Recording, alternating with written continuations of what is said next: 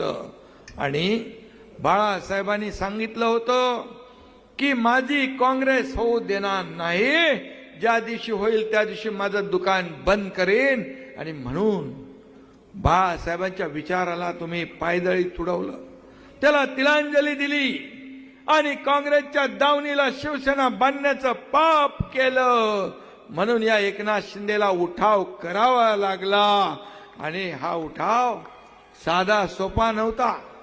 हा उठाव, हा इतिहास या राज्यामध्ये देशाने पाहिला, राज्याने पाहिला, जगातल्या 32 देशाने पाहिला.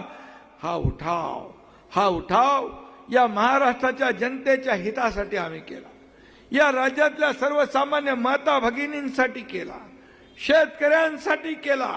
आणि ती काळाची गरज होती आणि म्हणून लोकांनी ते स्वीकारलं.